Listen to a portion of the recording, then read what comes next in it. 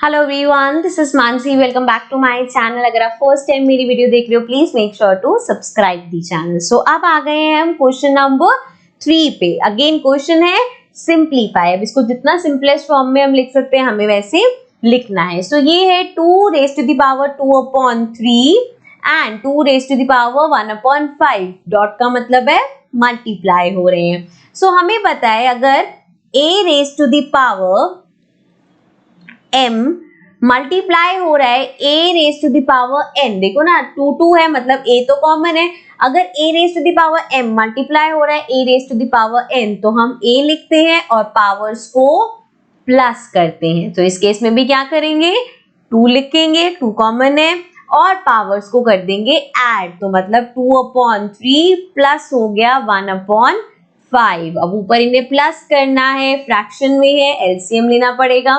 3 और 5 का एलसीएम लोगे क्या आएगा 15 आएगा। 3 के टेबल में 15 कब आता है 5 पे। सो 2 को भी 5 से करना पड़ेगा। 5 2 10 प्लस 5 के टेबल में 15 कब आता है 3 पे। तो 1 into 3 is 3। ठीक है, सो ये आ गया 2 raise to the power 10 plus 3 is 13/15। So 2 raise to the power 13/15 is the answer. आते हैं इसके नेक्स्ट पार्ट पे। 1 अपॉन में 3 रेज टू द पावर 3 और ये पूरा है रेज टू द पावर 7। अब देखो इसके दो तरीके हैं, दोनों तरीकों से मैं बता देती हूँ आपको।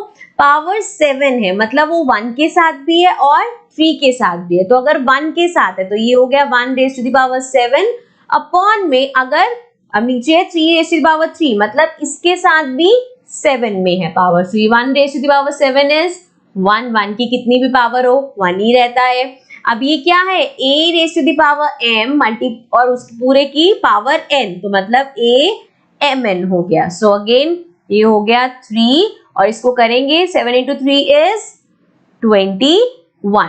सो ये हमारे पास आ गया 1/3 रेज टू द पावर 21। ठीक है, अब यहाँ पे देखो एक तो आप ऐसे आंसर लिख सकते हो, ऑल्सो ये नीचे है तो इसको ऐसे लिख सकते हो 3 - 21 क्योंकि जब हम रेसिप्रोकल करते हैं तो पावर क्या होती है चेंज नेगेटिव हो जाती है।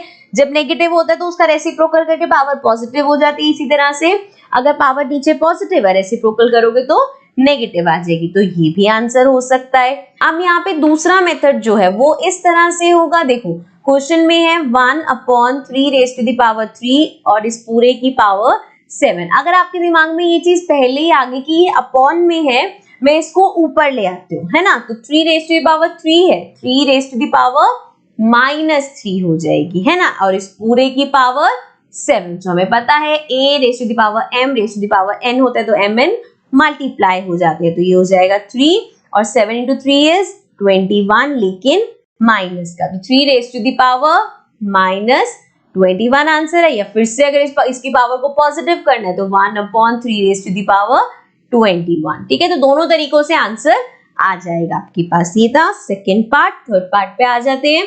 11 रेज टू द पावर 1/2 और 11 raise to the power 1/4। So ये क्या है a raise to the power m upon a raise to the power n क्योंकि 11 सेम है। सो अगर बेस सेम है पावर्स अलग है तो क्या होता है बेस को सेम ले लिया और पावर्स हो जाएंगी माइनस। सो देयरफॉर 11 हमारा एज इट इज आ गया, पावर्स को करना है माइनस मतलब 1/2 - 1/4।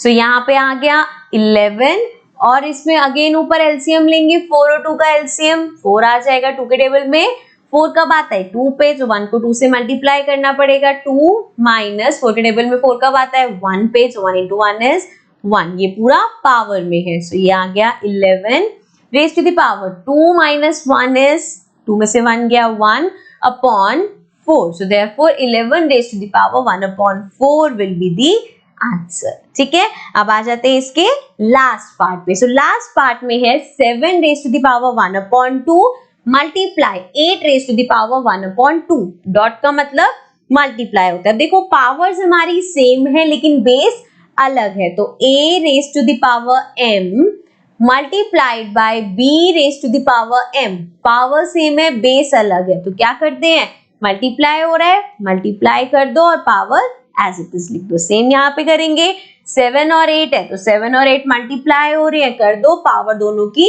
कॉमन लिख दो। Now 7 into 8 is 56 raise to the power 1/2। एक तो यहाँ पे ये हमारे पास आंसर आ गया, ठीक है। So 56 1/2 is the answer. So ये था हमारा लास्ट क्वेश्चन इस एक्सरसाइज का। With this we have completed the exercise and not only the exercise, इसके साथ हमने चैप्टर भी कंप्लीट कर लिया। कोई भी डाउट है, कोई भी क्वेरी है, please leave it in the comments. Now I'll see you all again with the new chapter in the new video. Till then, take care and bye bye.